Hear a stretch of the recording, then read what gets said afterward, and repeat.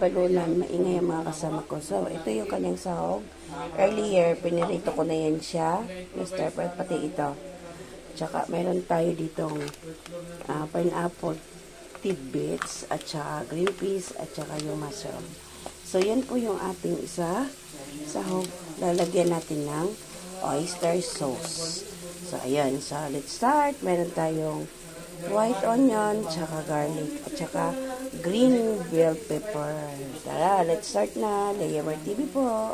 Okay, so, meron na tayo dito oil. Maglalagay na tayo ng susutay na natin ang ating bawang, at tsaka bawang and white onion. Stir fry lang po natin. So, nanonood sila ng TV, ng YouTube sa TV. Nagluluto din. So, sabayan ko na lang yung layamar yun. And, ayun na. Kunting mantika lang mga kapalangga kasi na ano na yan. Na, tawag ito. So,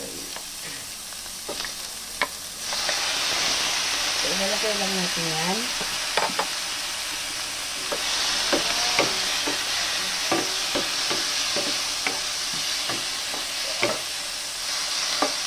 Right. Pero lahat yan ay mga luto na mga kapalangga. So, ilagay natin ang ating oyster. Binabaran ko rin pala yan siya mga kapalangga ng kalamansi. Kasi alam niyo naman yung ating atay. Medyo malangsa. Parang kakauti lang ng ating oyster sauce. Okay lang yan. Ayan. Magdagdag din tayo mga kapalangga na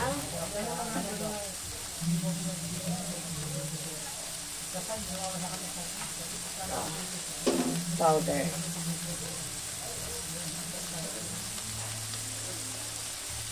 Pamintang powder mga kapalangga. Damihan lang natin. Mas madami, mas masarap. So, yung isa sabaw natin dito mga kapalangga, yung ating nakuha ang sabaw ng ating tidbits, pineapple. Pwede na natin itong ilagay mga palangga kasi ito na may luto na kanina nung aking pinirito. Na-stir fry ko na siya ng so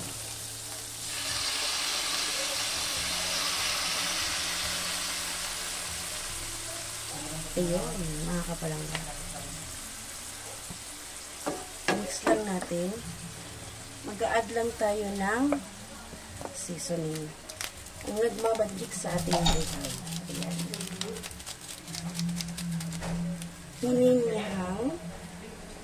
Hinihang atay balunan. So, pwede na rin natin ilagay ang ating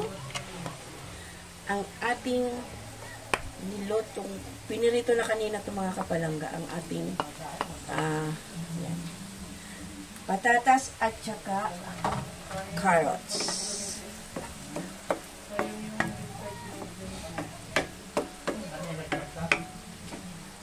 So, pwede na natin din ilagay ang ating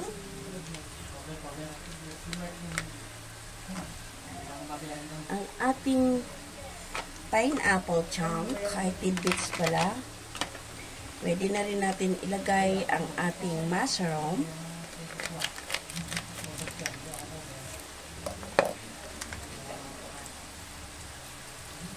So, ayan mga kapalangga.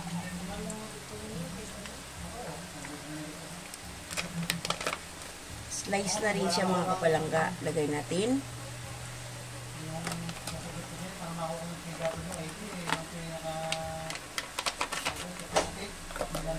Okay.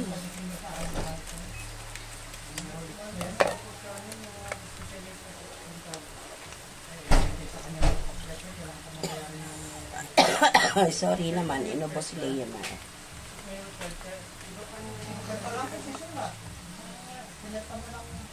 So, ayan ang mga kapalangga.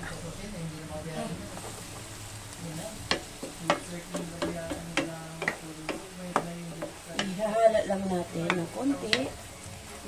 Ang iba nito mga kapalangga, nilalagyan nila ng cream. Ako, ayoko ng cream. So, ganyan lang siya.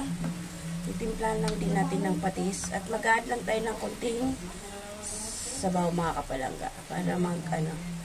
Para maluto siya. Tubig na mainit na ang ating ilalagay. Bago natin takpan mga kapalangga. Patsyam lang ulit to mga kapalangga. So, masarap to siyang lagyan ng cream. Titingnan ko kung may ano pa dito available na cream. So, papakuluin ko lang muna mga kapalangga. Mainit na rin na tubig yan ang nilagay ko.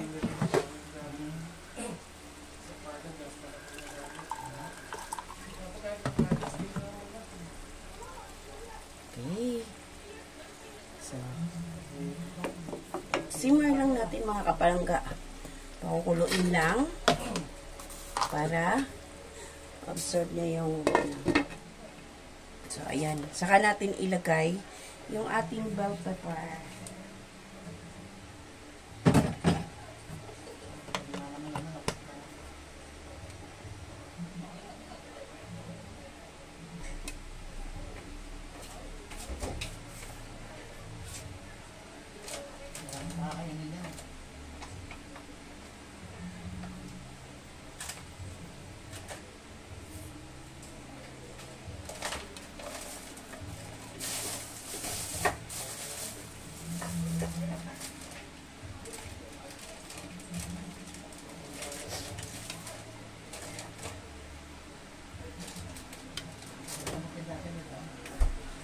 Pwede natin ito lagyan mga kapalangga nito.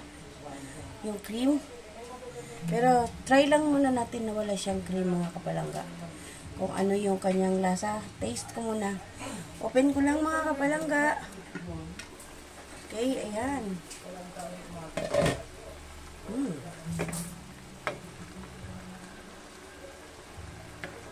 Diyan po, pag magandang lagyan ng gusto, mag-gusto ko. Nakakapit ng pan.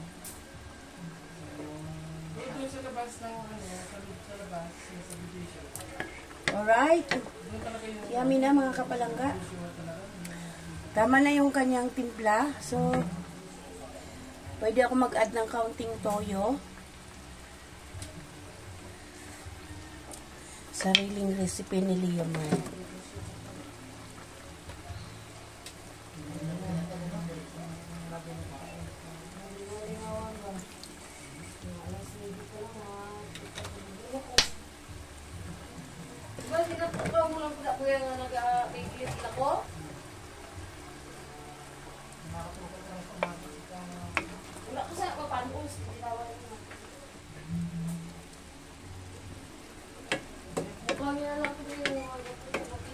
Ang ingay ng aking mga bisita.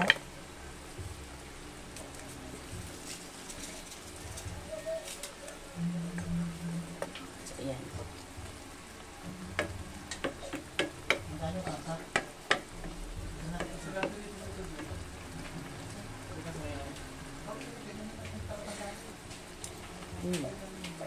Pwede na mga kapalangga, pwede natin siyang lagyan ng creamy.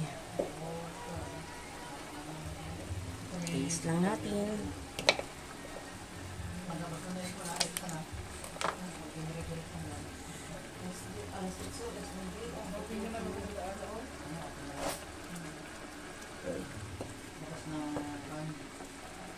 So, mix lang natin mga kapalangga.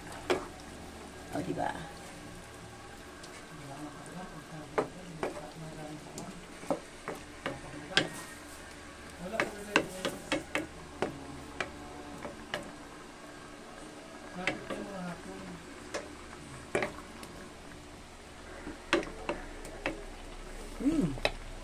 Atay konti.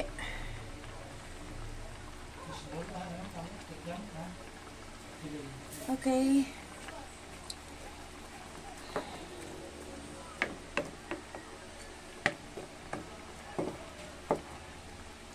So, ayan na mga kapalangga. Done na. Pwede na tayong kumain. Ilagay ko lang tong ating green bell pepper para kakain na. Ayun. So, let's start. Kainan na. DMR TV po. Bye. See you around mga kapalangga. Salamat. God bless everyone.